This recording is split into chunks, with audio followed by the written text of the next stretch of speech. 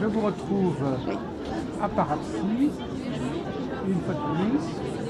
Alors, on va essayer de ne pas complètement répéter ce que vous avez dit l'année dernière. Vous avez souvenir d'ailleurs. Est-ce que l'année 2014 vous a fait avancer dans votre réflexion, dans votre travail? Totalement. D'ailleurs, ce qui est important, c'est d'entendre le ici et maintenant, j'invente ma C'est vrai. On est en 2015 et l'élément fondamental de 2015, c'est quoi? C'est tout est juste. Vous avez vu qu'au début de l'année, il y a eu un retentissement, des éléments profondément fulgurants, tout est juste. Ça veut dire que le hasard n'existe pas. Je suis né avec des atouts. Et à partir de ces atouts, qu'est-ce que j'en fais? J'ai une boîte d'allumettes, elle est pleine de richesses. Qu'est-ce que je fais de mes allumettes? Au fur et à mesure de mon existence terrestre, je consomme, je consomme. Et plus je grille d'allumettes, plus effectivement je fragilise ma vie. Plus je nourris ma boîte d'allumettes d'actions qui font en sorte que je ne les consomme pas, plus alors je deviens le guérisseur que j'ai à être. J'affirme haut et fort que tous les êtres humains sont capables d'être guérisseurs. Vous êtes guérisseuse, vous êtes guérisseur. Et quand vous m'entendez, vous entendez que c'est possible que l'esprit guérisse par vous. Moi je l'appelle Dieu, vous l'appelez bien comme vous voulez. Mais ce que je sais, c'est que ce Dieu qui se manifeste par nous, on n'a rien inventé. Au premier temps était le Verbe, au premier temps était la parole. Il est important de faire en sorte que Dieu se manifeste par le Verbe. Le Verbe, c'est lui qui parle. Je vous renvoie à Donald Wedge, qu'est-ce qu'il dit? Conversons avec Dieu. Il vous a écrit 3 tomes sur la conversation avec Dieu. Osons lui poser des questions. Et pour qu'il y ait des réponses, osons lui poser des questions en étant amoureux de sa présence. Moïse, il nous a dit, au cœur même du premier commandement, aime Dieu par-dessus. Jésus a précisé, il a précisé profondément, va faire des miracles, tu en feras des plus grands que les miens. Et Jung, C.G. Jung, Carl Gustav, qu'est-ce qu'il nous dit? Faire sa volonté, pas la nôtre. Voilà l'importance de la mise en œuvre. Je fais la volonté divine, pour cela j'apprends à l'aimer et en conséquence il y a des miracles qui arrivent. 2015, ce sont les miracles. Posez donc une question. Alors, donc on peut se guérir les uns les autres. Mais bien sûr. Et En pas fait, forcément, quand je pas dis forcément soi-même. Mais on peut aussi se guérir soi-même en accueillant la force divine. Qu'est-ce qui va se passer? En voulant que Dieu se manifeste, que le Verbe se manifeste, que la présence de la lumière s'installe en nous, nous allons donc fabriquer de l'auto-guérison. Et entre nous, entre frères et sœurs terrestres, pas forcément frères et sœurs de sang, il est possible que l'intervention du Verbe se manifestant, les guérisons affluent. C'est possible.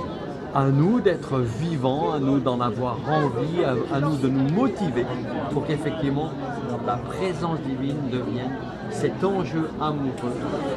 Là, au quotidien, chaque jour, je peux effectivement dialoguer avec lui, avoir des actions du cœur, faire en sorte qu'il fasse sa volonté par moi, que je fasse la sienne, que je sois attentif et à l'écoute de sa présence pour que les miracles l'affluent. Nous donnons des conférences, nous donnons des soins en permanence aux 22 passages Thierry à Bastille. Il y a effectivement le centre de la guérison. Ah oui, c'est un lieu privilégié alors. C'est certainement le lieu de demain, déjà aujourd'hui. Ici et maintenant, nous inventons notre vie. Aux 22 passages Thierry à Bastille, c'est en fait effectivement le lieu où de plus en plus Dieu guérit par nous. Mais on peut penser que vous transmettez quelque part à vos disciples une certaine énergie, c'est ça ou... Alors en fait, j'aime pas trop le mot disciple parce qu'en fait, s'il est un disciple, c'est celui du Père. J'ai envie de dire, devenez les apôtres de Dieu. Et vous n'avez pas à être mes disciples. Je n'ai pas envie d'avoir de disciples. Certains disent, bon, André Siméon, il a des élèves, mais vous pouvez effectivement suivre ma formation à la guérison. En fait, la formation à la guérison, c'est quoi? C'est apprendre à accueillir le Verbe. C'est faire en sorte d'entendre que le Verbe parle, le Verbe guérit. Et plus nous avançons au cœur de ce Verbe qui guérit, plus effectivement nous devenons les missionnaires, les profonds missionnaires de la guérison. Et en fait, ce qui est important, c'est de prendre en compte qu'il ne nous manque rien pour être des guérisseurs. Ce n'est pas nous qui guérissons, c'est l'Esprit, moi je l'appelle Dieu, qui guérit par nous. Laissons-le faire, laissons-le agir par nous. Oui. Donc, vous guérissez l'esprit également ou seulement le corps? En fait, le corps, il est malade parce que l'esprit est malade. L'esprit, en fait, c'est lui qu'il faut guérir. Seules les guérisons de l'âme te seront comptées, dit Jésus. Seules les guérisons de l'âme. Donc il est important d'entendre que le corps, en conséquence, il est malade. Il est en conséquence de quoi? Il est malade, ce corps, parce qu'effectivement, l'homme, la femme, les êtres humains, n'écoutant pas Dieu, ne vivant pas avec lui, en général, ça va donner en conséquentiel des souffrances qui sont physiques. Il est important de guérir les souffrances physiques, affectives, amoureuses, émotionnelles, relationnelles, sexuelles, en globalité, les souffrances spirituelles. C'est parce que nous ne vivons pas Dieu que dans notre tête, cela ne va pas, et en conséquence, on a des maux de dos, de ventre, dans l'ensemble de notre corps physique. Commençons à nous nourrir de vie, d'esprit, au cœur à cœur du divin, et notre corps est en Alors, train on de va vous guérir. poser quelques questions. Est-ce que par exemple, il est souhaitable quand même d'avoir une certaine discipline de vie, de manger correctement, ou est-ce que c'est pas important? Mais c'est évident, même si Jésus dit ils mangeront du poison et n'en mourront pas, vous ne pouvez pas continuer à manger du n'importe quoi, à ne pas mâcher, à manger effectivement pour trop, à ne pas être attentif à nourrir son corps avec de la présence divine. Dis-moi ce que tu manges, je te dirai comment tu vas. Donc ça veut dire que c'est important. Moi j'ai rejeté tous les poisons, c'est-à-dire que je ne mange pas de café, je mangeais parce qu'il faut tout manger, même le liquide il faut le manger et le mâcher. Je ne prends pas de café, je ne prends pas d'alcool, je ne prends pas de tabac, je ne bois pas du tout donc d'alcool quel qu'il soit, je ne mange pas de viande. Faites en sorte de devenir les êtres que vous êtes. Je ne vous dirai jamais d'être végétarien, mais moi personnellement, depuis 42 ans, je ne mange pas de viande. Je me nourris le plus sainement possible.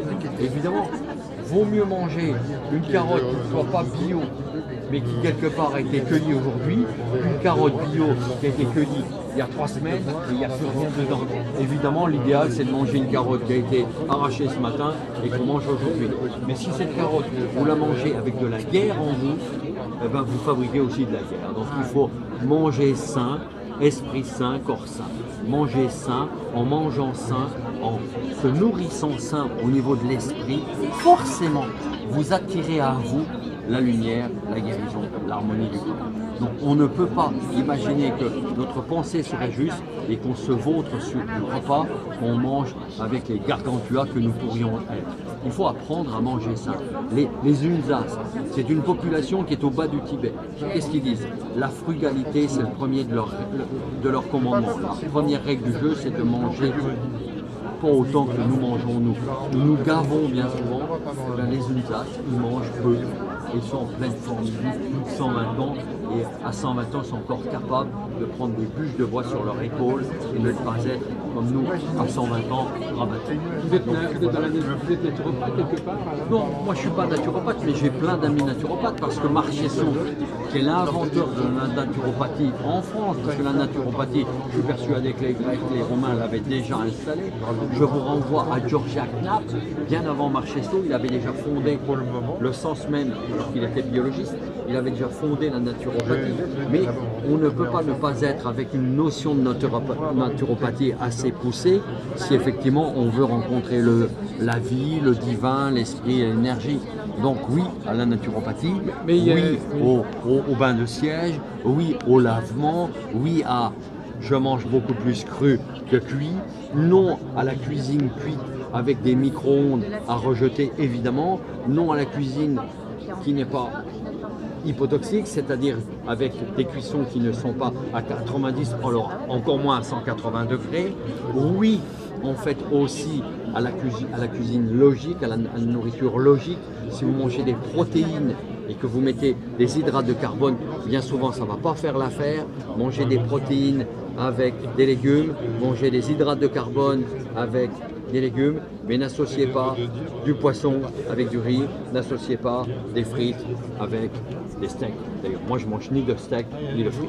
Alors, dernière question, M. Simon. Alors, vous êtes toujours dans l'importance, vous accordez toujours l'importance à la force de la parole, la force du verbe, la force de la prière, avec les sons. Enfin, je sais pas, vous avez des gens qui ont appris à passer à un niveau d'expression assez puissant. Ben, en fait, la parole et le verbe, ce qu'il faut, c'est se laisser habiter par ce verbe. Voilà. Il faut se laisser habiter par la présence du Père. Et quand le Père est en nous vivant, il s'exprime par nous, il porte l'action à son paroxysme de guérison. Le verbe, c'est important, mais vous entendez aussi des gens avec le verbe dire des choses qui sont épouvantables. Oui. Regardez certains hommes politiques, je ne les citerai pas aujourd'hui, mais certains hommes politiques, dans leurs propos, ils sont vraiment avec la haine. Et ça, c'est pas acceptable. Donc c'est aussi le verbe, ça. Le verbe qui enrichit, c'est quoi? C'est le verbe d'amour, c'est le verbe qui porte fruit, c'est Dieu qui parle. Et est-ce qu'on peut guérir une société? Pas seulement une personne. Mais bien sûr qu'on peut guérir, et c'est là qu'il faut aller. C'est pas simplement guérir des corps, il faut guérir l'humanité entière. Et oui, alors oui. Il faut faire en sorte que les miracles arrivent, parce que pour que l'humanité soit guérie, que faut-il? Eh bien, pour que l'humanité soit guérie, il est important que cette humanité, elle ait des preuves tangibles, factuelles. Vous savez, dans ce salon, imaginons que quelqu'un arrive avec un fauteuil. Lève-toi et marche, il se met debout, il est miraculé. Un autre arrive, il est avec sa canne blanche, il est guéri, il est sauvé. Je vous garantis que les journalistes, qui de temps en temps sont un peu journaleux, eh bien ils vont nous écouter, ils vont faire des reportages suffisamment crédibles parce qu'on leur a amené des preuves factuelles. Le monde a besoin de preuves factuelles pour que nous soyons suffisamment convaincants pour qu'eux soient convaincus. Moi, je me lève tous les matins pour qu'effectivement, il y ait des guérisons, des miracles. J'étais à Tours vendredi, un homme s'est installé sur la table quand il est descendu de la table. En amont, quand il est arrivé, il ne voyait pas ni en champ visuel, ni à droite, ni à gauche. Quand il est redescendu de la table, tout son champ visuel était miraculé. Ça, c'est du factuel, c'est du concret. Cet homme, il disait, toute cette partie-là, je ne la voyais pas, maintenant je la vois. C'est bouleversant. En juin dernier, un homme s'est installé, il ne pouvait pas marcher, il est reparti sans sa béquille.